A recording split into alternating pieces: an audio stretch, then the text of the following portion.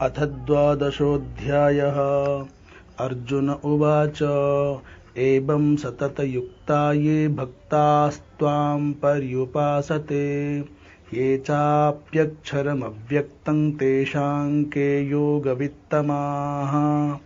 अर्जुन बोले, जो अनन्य प्रेमी भक्तजन पूर्वोक्त प्रकार से निरंतर आपके भजन ध्यान में लगे रहकर आप सगुण रूप परमेश्वर को और दूसरे जो केवल अविनाशी सच्चिदानंद घन निराकार ब्रह्म को ही अति श्रेष्ठ भाव से भजते हैं, उन दोनों प्रकार के उपासकों में अति उत्तम योगवेत्ता कौन है?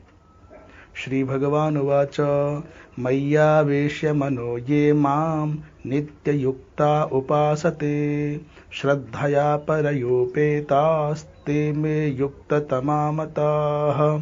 श्री भगवान बोले, मुझ में मन को एकाग्र करके निरंतर मेरे भजन ध्यान में लगे हुए जो भक्तजन अतिशय श्रेष्ठ श्रद्धा से युक्त होकर मुझ सगुण रूप परमेश्वर को भजते हैं, वे मुझको योगियों में अति उत्तम योगी मान्य हैं।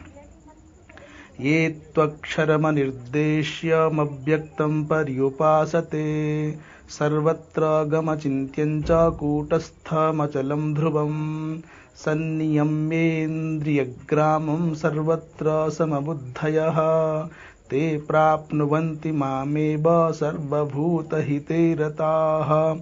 सन्नियम्येन्द्रियग्रामं सर्वत्र समबुद्धयः सन्नियम्येन्द्रियग्रामं सर्वत्र समबुद्धयः ते प्राप्नुवन्ति मामेव सर्वभूतहिते रताः। परंतु जो पुरुष इंद्रियों के समुदाय को भली प्रकार वश में करके मन बुद्धि से परे सर्वव्यापी अकथनीय स्वरूप और सदा एक रस रहने वाले नित्य अचल निराकार अविनाशी सच्चिदानंद घन ब्रह्म को निरंतर एक ही भाव से ध्यान करते हुए भजते हैं, वे संपूर्ण भूतों के हित में रत और सब में समान भाव वाले योगी मुझको ही प्राप्त होते हैं। क्लेशोऽधिकतरस्तेषामव्यक्तासक्तचेतसाम् अव्यक्ता हि गतिर्दुःखं देहवद्भिरवाप्यते।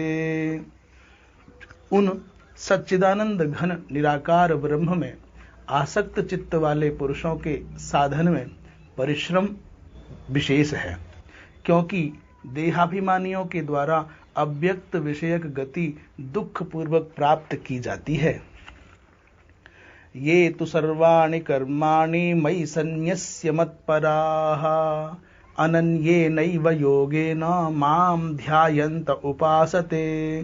परंतु जो मेरे परायण रहने वाले भक्तजन संपूर्ण कर्मों को मुझ में अर्पण करके मुझ सगुण रूप परमेश्वर को ही अनन्य भक्ति योग से निरंतर चिंतन करते हुए भजते हैं, तेषामहं समुद्धर्ता मृत्यु संसार सागरात् भवामि न चिरात् पार्थ मय्यावेशित चेतसाम्। हे अर्जुन, उन मुझ में चित्त लगाने वाले प्रेमी भक्तों का मैं शीघ्र ही मृत्यु रूप संसार समुद्र से उद्धार करने वाला होता हूँ।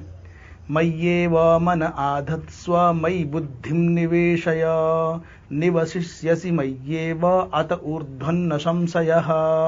मुझ में मन को लगा और मुझ में ही बुद्धि को लगा, इसके उपरांत तू मुझ में ही निवास करेगा, इसमें कुछ भी संशय नहीं है। अथ चित्तं समाधातुं न शक्नोषि मयि स्थिरम् अभ्यास योगेन ततो मामिच्छाप्तुं धनंजय। यदि तू मन को मुझ में अचल स्थापन करने के लिए समर्थ नहीं है तो हे अर्जुन, अभ्यास रूप योग के द्वारा मुझको प्राप्त होने के लिए इच्छा कर।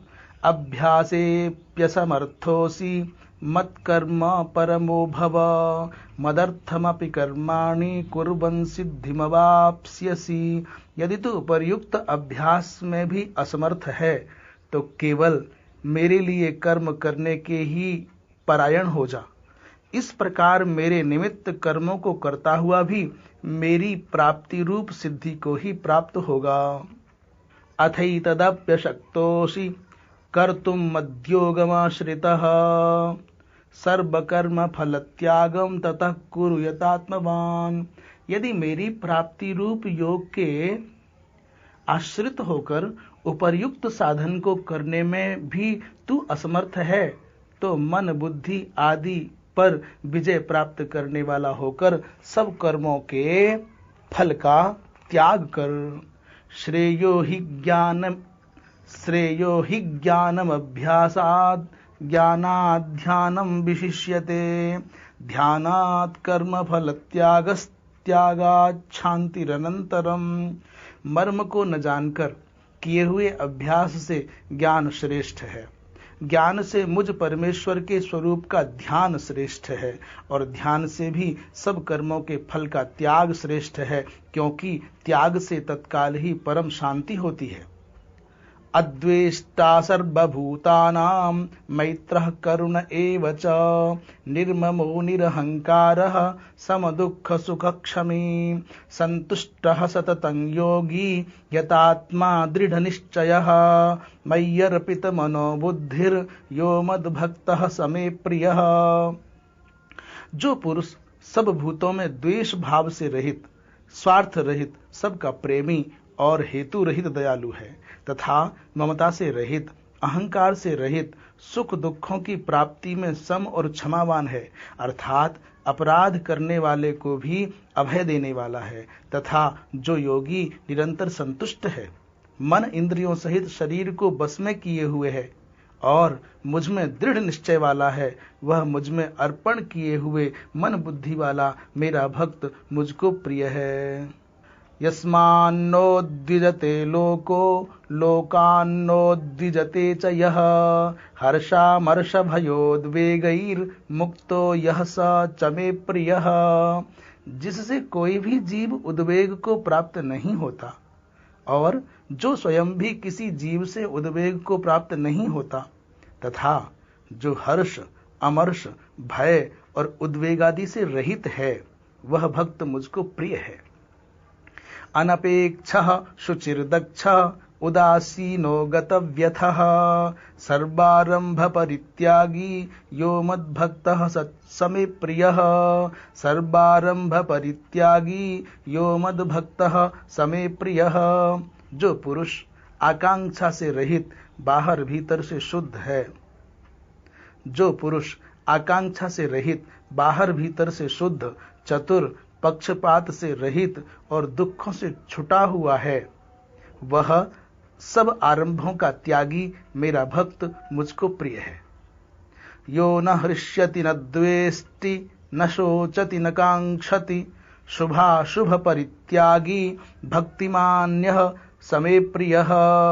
जो न कभी हर्षित होता है, न द्वेष करता है, न शोक करता है, न कामना करता है, तथा जो शुभ और अशुभ संपूर्ण कर्मों का त्यागी है, वह भक्ति युक्त पुरुष मुझको प्रिय है। समः शत्रौ च मित्रे च तथा मानापमानयोः शीतोष्ण सुख दुखेषु समः संग विवर्जितः। जो शत्रु मित्र में और मान अपमान में सम है तथा सर्दी गर्मी और सुख दुखादि द्वंद्वों में सम है और आसक्ति से रहित है।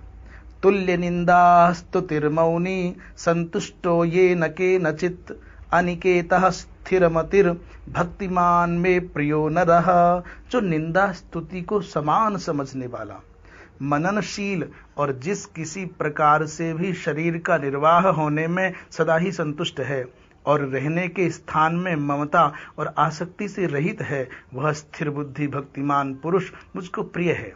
ये तु धर्म्यामृतमिदं यथोक्तं पर्युपासते श्रद्धाना मत्परमा भक्तास्तेतीव मे प्रियाः।